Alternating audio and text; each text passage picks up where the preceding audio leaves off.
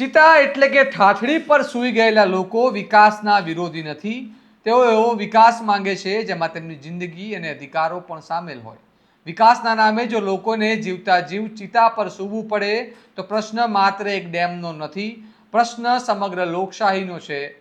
મધ્યપ્રદેશના છતરપુરમાં ચાલી રહેલું ચિતા આંદોલન હવે સમગ્ર દેશનું ધ્યાન ખેંચી રહ્યું છે. આખરે લોકો ચિતા પર કેમ સૂઈ રહ્યા છે? કેન-બેતવા લિંક પ્રોજેક્ટ શું છે? કાયદો શું કહે છે અને સરકાર સામે કયા ગંભીર સવાલ ઊભા થયા છે? આવો વિગતે વાત કરીએ સ્વમાનના આ ખાસ અહેવાલમાં. નમસ્કાર, હું ચિરાગ વર્ષાબેન, આપ જોઈ રહ્યા છો સ્વમાન. ભારતનું બંધારણ દરેક નાગરિકને ગૌરવપૂર્ણ જીવન જીવવાનો અધિકાર આપે છે. જમીન અધિગ્રહણ માટે પણ કાયદાકીય પ્રક્રિયા નક્કી કરવામાં આવી છે, પરંતુ જ્યારે હજારો લોકો જીવતી ચિતા પર સૂઈને પોતાના અસ્તિત્વની લડાઈ લડતા જોવા મળે છે, ત્યારે પ્રશ્ન માત્ર એક વિકાસના પ્રોજેક્ટનો રહેતો નથી. પ્રશ્ન એ બને છે કે વિકાસ અને નાગરિકોના અધિકારો વચ્ચે સંતુલન કેવી રીતે જળવાશે. આજે સમગ્ર દેશનું ધ્યાન મધ્યપ્રદેશના છતરપુર અને પન્ના જિલ્લાના ગામો તરફ છે, જ્યાં કેન-બેતવા લિંક પ્રોજેક્ટના વિરોધમાં અનેક અસરગ્રસ્ત લોકો પ્રતિકાત્મક રીતે ચિતા બનાવી તેના પર સૂઈને વિરોધ નોંધાવી રહ્યા છે. આ લોકોનું કહેવું છે કે જો તેમની જમીન અને વસવાટ જ નહીં રહે તો તેમના જીવનનું ભવિષ્ય શું રહેશે. હવે સૌથી પહેલાં સમજીએ કે કેન-બેતવા લિંક પ્રોજેક્ટ શું છે. આ પ્રોજેક્ટ હેઠળ મધ્યપ્રદેશની કેન નદીનું પાણી ઉત્તર પ્રદેશની બેતવા નદી સુધી પહોંચાડવા માટે અંદાજે 221 કિલોમીટર લાંબી કેનાલ, ડોગન ડેમ, ટનલ અને અન્ય ઇન્ફ્રાસ્ટ્રક્ચરનું નિર્માણ કરવામાં આવી રહ્યું છે.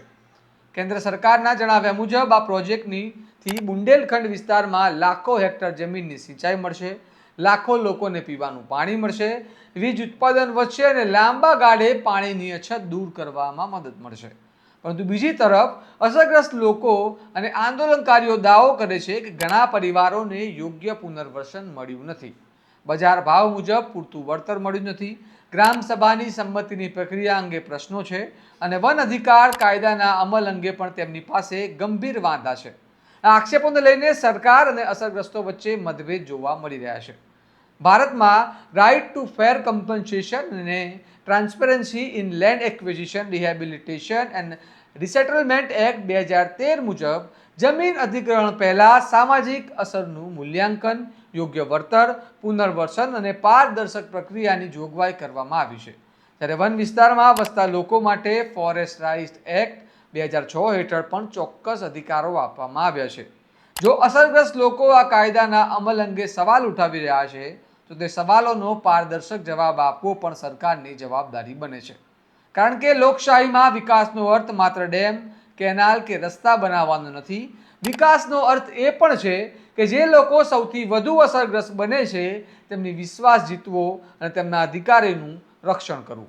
આજે ચિતા પર સૂતેલા લોકોનો સંદેશ માત્ર એટલો જ છે કે અમે વિકાસના વિરોધી નથી, પરંતુ વિકાસના નામે અમારો અંતિમ સંસ્કાર ન કરો. હવે સરકાર સામે કેટલાક મહત્વના પ્રશ્નો ઊભા થયા છે. આખરે કેટલાક પરિવારો સંપૂર્ણપણે વિસ્થાપિત થશે?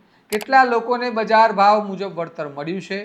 કેટલા પરિવારોનું પુનર્વસન પૂર્ણ થયું છે? ગ્રામસભાની પ્રક્રિયા કેવી રીતે હાથ ધરવામાં આવી? વન અધિકાર કાયદા હેઠળના દાવાઓનું શું થયું? અને જો સરકારના જણાવ્યા મુજબ પુનર્વસનની પ્રક્રિયા યોગ્ય રીતે ચાલી રહી છે તો પછી હજુ પણ હજારો લોકો રસ્તા પર આવીને ચિતા પર સૂઈને વિરોધ કેમ કરી રહ્યા છે? દેશને વિકાસ જોઈએ છે, ડેમ પણ જોઈએ છે, સિંચાઈ પણ જોઈએ છે, પરંતુ લોકશાહીમાં વિકાસ ત્યારે જ સફળ કહેવાય જ્યારે વિકાસ સાથે ન્યાય પણ થાય. કારણ કે જો વિકાસના નામે લોકોને જીવતી ચિતા પર સૂવું પડે તો પ્રશ્ન માત્ર એક પ્રોજેક્ટનો નથી. પ્રશ્ન એ છે કે વિકાસના નકશામાં સામાન્ય માણસ કેટલી જગ્યાએ બચી છે. હવે જોવાનું રહેશે કે સરકાર આ આંદોલનને માત્ર વિરોધ તરીકે જુએ છે કે પછી અસરગ્રસ્ત લોકો સાથે સંવાદ કરીને તેમના પ્રશ્નોનો ઉકેલ તરફ આગળ વધે છે. તમને આ અહેવાલ કેવો લાગ્યો અને તમારું શું માનવું છે? વિકાસ અને લોકોના અધિકારો વચ્ચે સંતુલન કેવી રીતે જળવાઈ શકે? અમને કમેન્ટમાં જણાવો અને આવા જ વિશ્લેષણાત્મક અને સંશોધન આધારિત અહેવાલો માટે તમારા સ્વમાનને લાઇક, શેર અને સબસ્ક્રાઇબ કરવાનું ભૂલતા નહીં. નમસ્કાર.